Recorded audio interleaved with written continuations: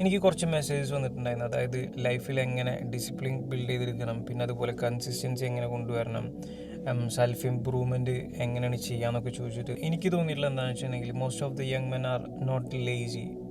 They don't have any structure in their life. അതായത് അവർക്കൊരു structure ഇല്ല ലൈഫിൽ. എങ്ങനെ ഒരു ഡിസിപ്ലിൻ ബിൽഡ് ചെയ്തെടുക്കണം അല്ലെങ്കിൽ സെൽഫ് ഇമ്പ്രൂവ്മെൻറ്റ് എങ്ങനെ ചെയ്യണം, പിന്നെ അതുപോലെ തന്നെ നമ്മൾ ഗോൾസ്, പിന്നെ ലൈഫിലെ ഫോക്കസ് എന്തായിരിക്കണം, ഇതൊന്നും അറിയണില്ല. അതുകൊണ്ട് നമുക്ക് നമ്മളെ ഹയസ്റ്റ് പൊട്ടൻഷ്യലിലേക്ക് നമുക്ക് വരാൻ പറ്റണില്ല. ഇതാണ് നമ്മൾ ഫേസ് ചെയ്യുന്ന ഒരു പ്രോബ്ലം.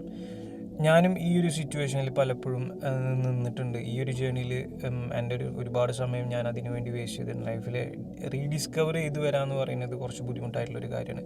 അപ്പോൾ അങ്ങനെ ഞാൻ ലൈഫിൽ പല സമയത്തും സ്റ്റക്കായിട്ട് നിന്നിട്ടുണ്ട്. So I am going to start something call rebuild 30. അതായത് ഞാനൊരു 5 യങ് മുസ്ലിം മെൻ അവർക്ക് ലൈഫിൽ ഡിസിപ്ലിൻ കൊണ്ടുവരണം, അല്ലെങ്കിൽ സെൽഫ് ഇമ്പ്രൂവ്മെൻറ്റ് ഫോക്കസ് ചെയ്യണം, ലൈഫിനൊന്ന് സ്ട്രക്ചർ ആക്കി എടുക്കണം.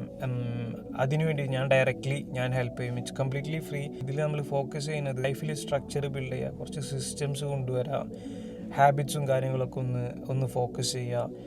ഇതായിരിക്കും ഈ ഒരു 30 days നമ്മൾ ചെയ്യാൻ പോണത്. ഇഫ് യു ആർ ഇൻട്രസ്റ്റഡ്, അല്ലെങ്കിൽ നിങ്ങൾ സ്ട്രഗിൾ ചെയ്ത് നിൽക്കുന്ന ഒരു ഏരിയ ആണെങ്കിൽ just comment discipline in this video. I'll straightly send a message and I'll see you there.